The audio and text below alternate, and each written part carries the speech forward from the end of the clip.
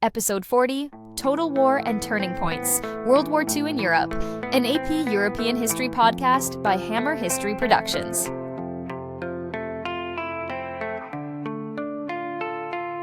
Welcome back, everyone! In our last episode, we explored how totalitarian governments rose in Europe between the wars, with a focus on Mussolini in Italy and Hitler in Germany. Today we're stepping into one of the most devastating chapters of human history, the Second World War in Europe.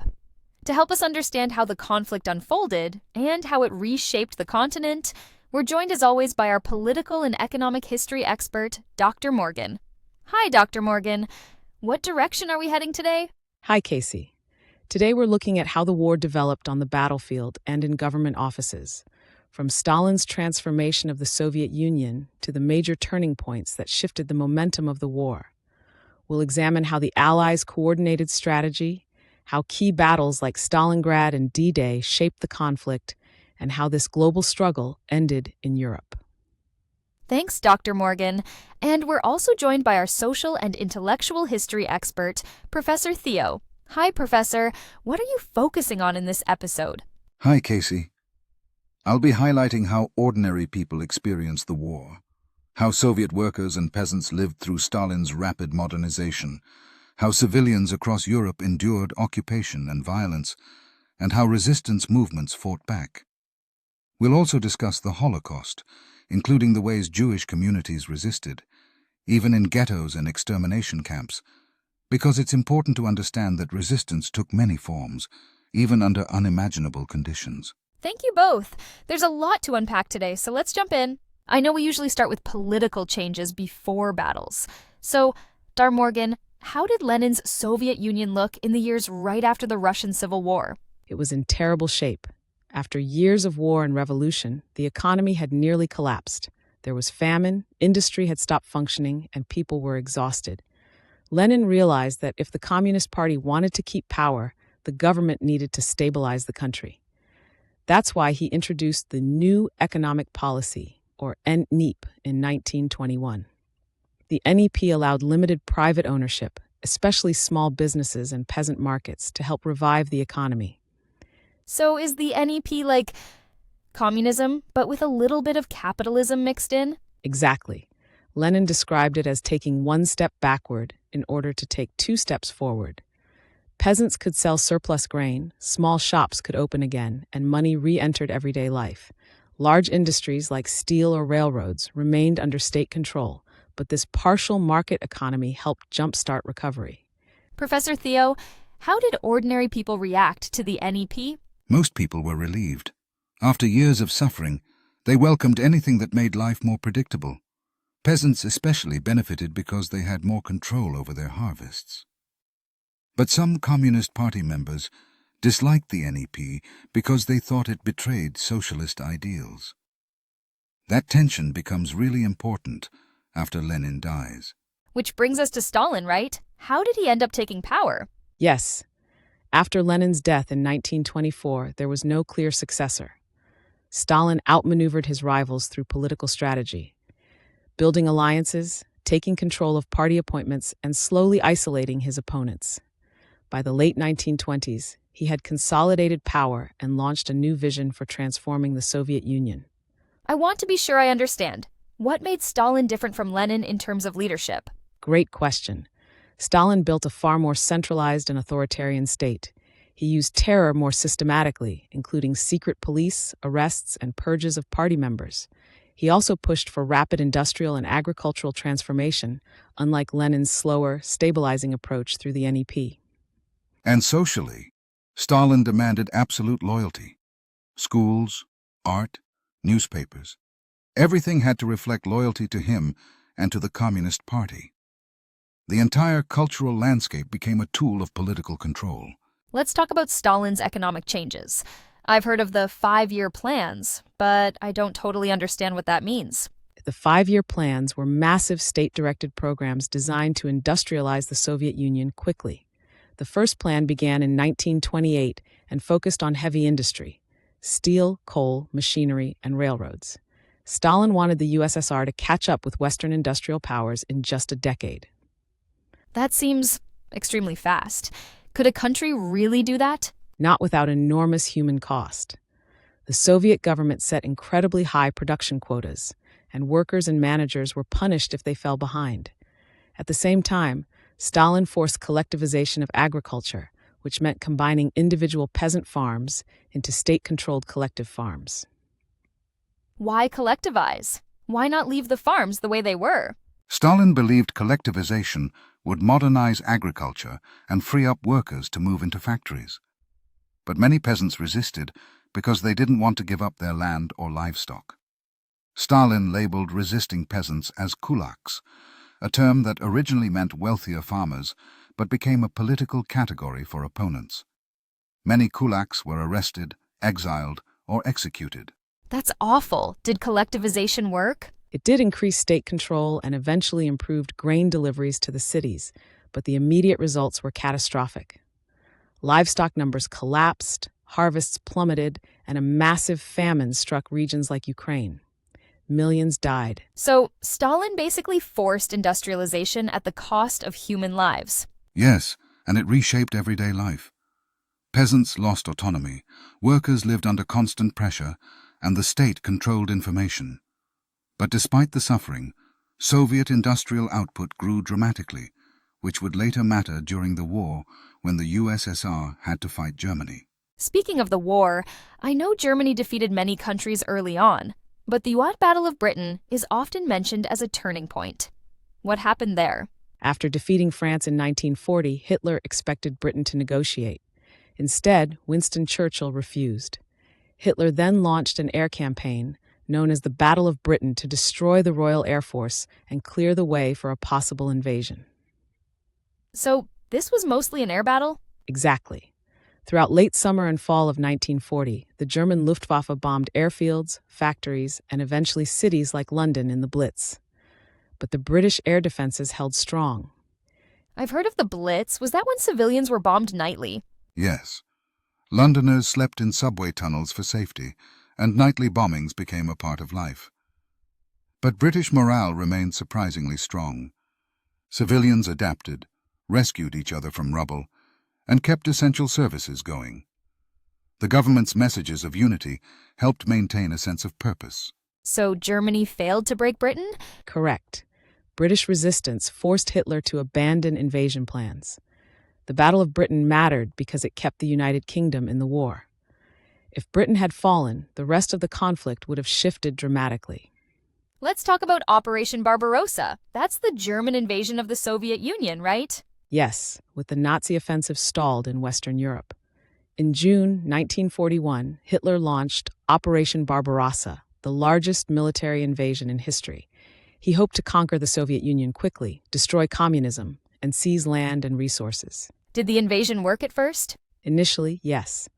German forces advanced rapidly, surrounding Soviet armies and capturing millions of soldiers.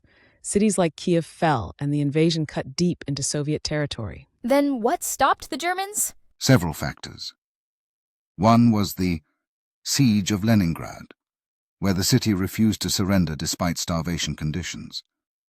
Another was the brutal winter, which the German army wasn't prepared for, and Soviet civilians, men and women, mobilized to defend their homeland in what they called the Great Patriotic War. The real turning point was the Battle of Stalingrad in 1942-43.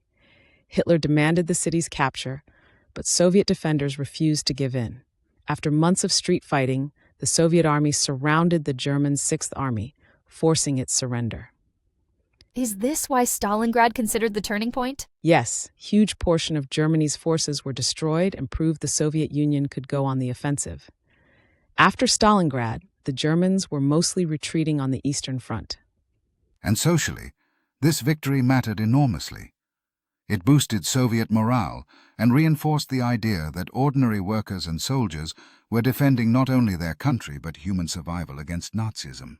So while the Soviets were fighting on the Eastern Front, what were the British and Americans doing? They were coordinating strategy as part of the Grand Alliance, the partnership between Britain, the United States, and the Soviet Union. They agreed on a Europe-first strategy, defeat Germany before focusing on Japan. Were the Allies always unified? Not at all. The The Soviets demanded the opening of a second front in Western Europe as early as 1942, but the British and Americans delayed because they felt unprepared. This tension sowed distrust that would resurface later in the Cold War. Okay, that makes sense. What about fighting in North Africa? North Africa was crucial. In 1942, the British won a major victory at El Alamein in Egypt, halting German expansion. Soon after, American forces landed in North Africa. By 1943, the Germans and Italians retreated into Tunisia and eventually surrendered. For civilians in North Africa, this meant shifting occupations, first Italian, then German, then Allied. People had to navigate shortages, military requisitions, and enormous troop movements. After North Africa, the Allies went into Italy, right? Why invade there? Yes. In 1943, the Allies invaded Sicily and then the Italian mainland. Their goal was to knock Italy out of the war and force Germany to divert troops from the Eastern Front. Italy surrendered to the Allies and Mussolini was removed from power. But Germany quickly occupied northern Italy and restored Mussolini as a puppet leader. So the fighting continued? Very much so. The Italian campaign became a slow, difficult push northward. Mountains and strong German defenses made progress painfully slow. And for Italian civilians, the experience was confusing and traumatic. In some towns, German forces punished civilians for suspected resistance. In others, Allied bombing damaged infrastructure. Italian partisans, resistance fighters, played a major role, sabotaging German supply lines and sheltering Allied soldiers. Clarifying question here. Were these resistance groups mostly civilians or trained fighters? Mostly civilians, teachers, factory workers, farmers, ordinary people who decided they couldn't accept fascist rule or German occupation. They formed small bands that operated in forests, mountains, and cities. Similar resistance movements appeared across Europe. That's really powerful. Speaking of turning points, we still need to talk about D-Day, right? Yes, indeed. D-Day, on June 6, 1944, was the long-awaited Allied invasion of German-occupied France.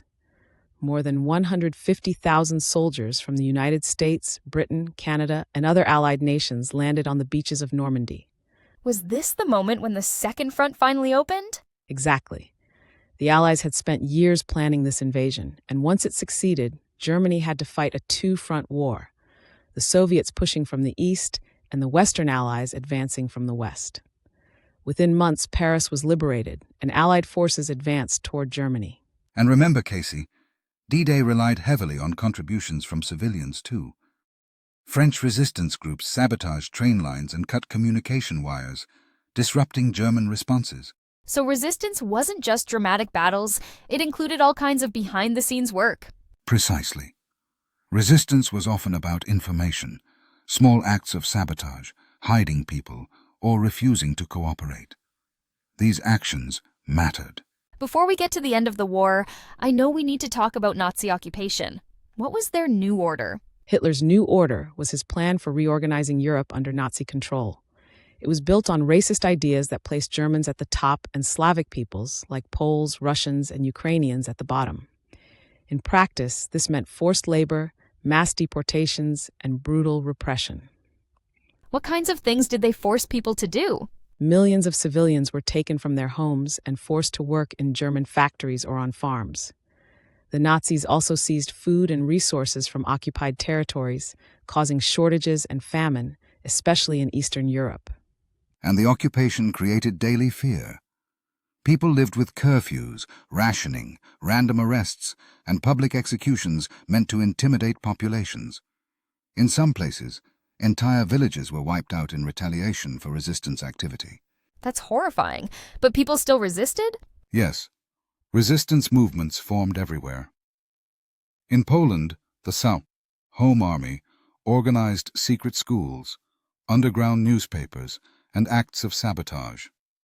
In France, resistance cells hid Allied airmen, cut railway lines, and provided intelligence to London. In the Netherlands, people sheltered Jewish neighbors despite extreme danger.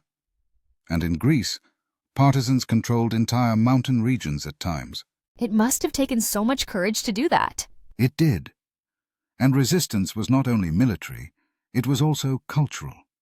Secret newspapers, illegal radios, and underground meetings helped maintain a sense of hope and community.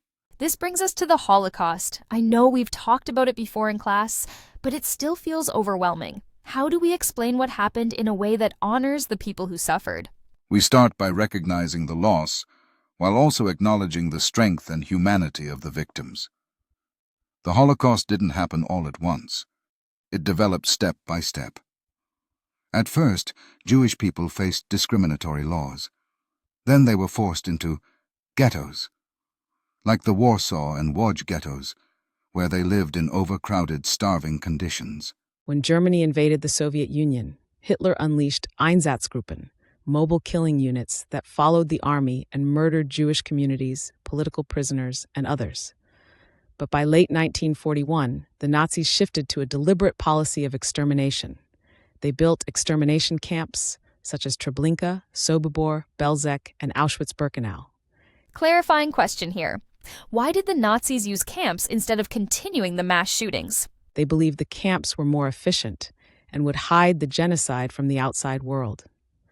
They also worried that mass shootings placed psychological strain on the soldiers ordered to carry them out. The camp system industrialized murder. It's hard to even think about. Before we talk about resistance, could we go over who else the Nazis targeted? I know about the 6 million Jewish people murdered, but were there other groups as well? Yes, Casey, that's an important clarification. The Holocaust centered on the genocide of Europe's Jews. About 6 million people were murdered.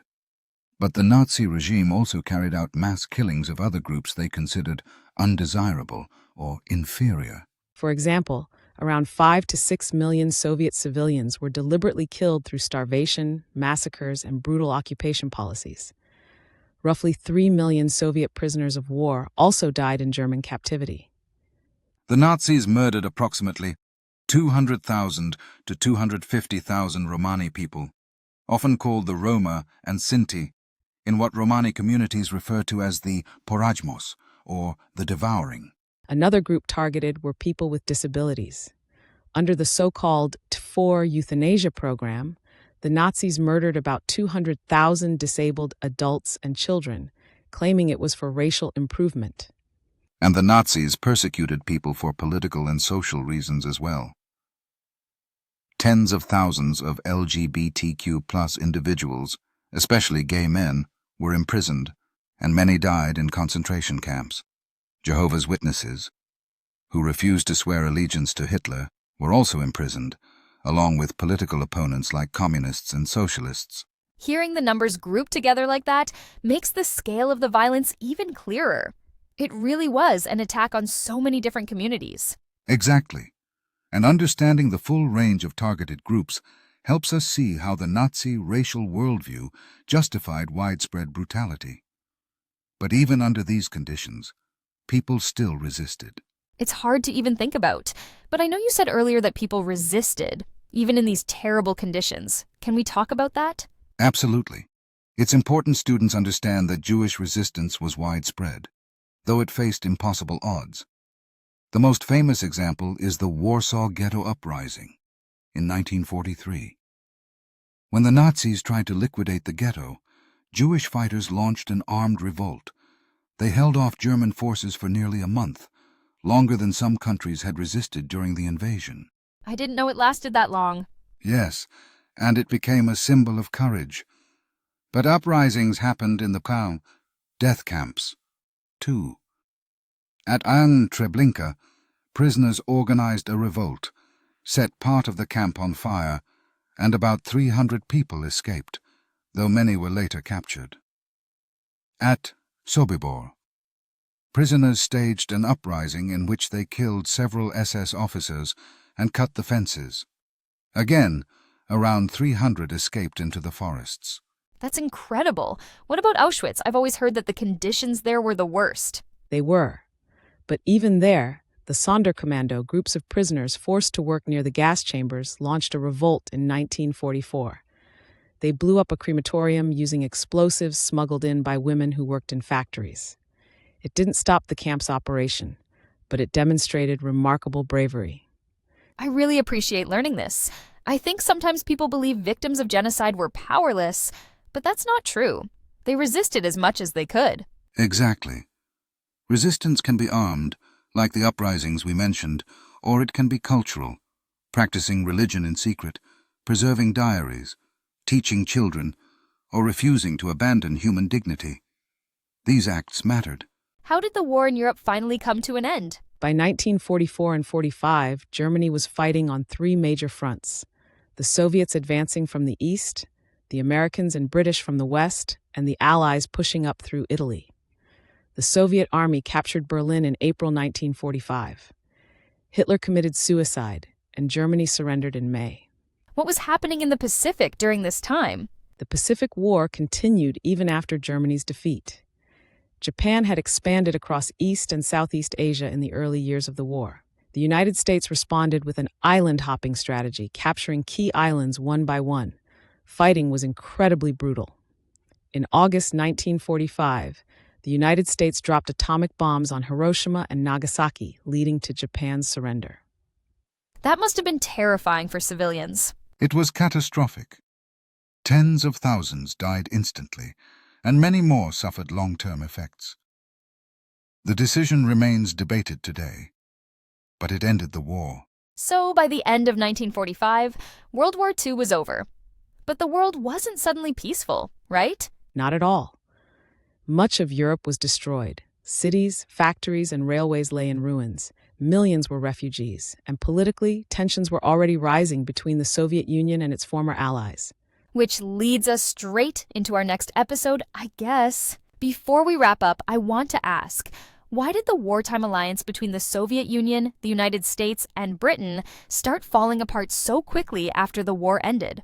Excellent question, and it leads us right to the next chapter of European history. During the war, the Allies were united by one goal: defeating Nazi Germany. But they had very different visions for what Europe should look like afterward. The United States and Britain wanted democratic governments and open market economies. The Soviet Union, which had suffered staggering losses, around 27 million people, wanted security above all, and that meant creating friendly or pro-Soviet governments along its borders. Stalin did not trust the West, and the West increasingly feared Stalin's intentions. So even while celebrating victory in 1945, they were already disagreeing about Germany's future, Eastern Europe, and the global balance of power. Those disagreements hardened quickly and set the stage for the Cold War. It almost sounds like they needed each other during the war, but afterward they went back to being rivals. Exactly. Wartime cooperation couldn't hide deep ideological differences, and as Europe rebuilt, those differences became impossible to ignore. Okay, that helps everything click into place. We've covered the Eastern Front, the Western Front, resistance movements, the Holocaust, and the war's end. So now it's time to bring this home. This has been episode 40, Total War and Turning Points, World War II in Europe. Today we saw how Stalin transformed the Soviet Union through industrialization and collectivization, how the Battle of Britain kept hope alive, and how the Eastern and Western fronts gradually turned the tide against Nazi Germany. We explored the courage of resistance movements, both national and within the ghettos and camps. And we saw how the Holocaust unfolded step by step, with acts of resistance continuing even in the darkest places. And finally, we followed the Allies to victory in Europe and then to the Pacific, where the war ended with Japan's surrender. But even as the guns fell silent, new tensions were already forming. In our next episode, we'll explore how the uneasy wartime alliance between the Soviet Union, the United States, and the United Kingdom broke apart almost immediately. As the map of Europe was redrawn and the world reckoned with unprecedented destruction, these former partners became competitors in a new kind of struggle. One fought not on battlefields but through ideology, diplomacy, nuclear threats, and proxy conflicts. We'll be looking at how the Cold War began and how it reshaped the second half of the 20th century. Thanks for listening, everyone, and thank you, Dr. Morgan and Professor Theo, for guiding us through one of the most complex and heartbreaking chapters in European history. Always a pleasure, Casey. Thanks, Casey. Looking forward to next time. See you all in episode 41, and as always, stay curious and think critically. Outro music.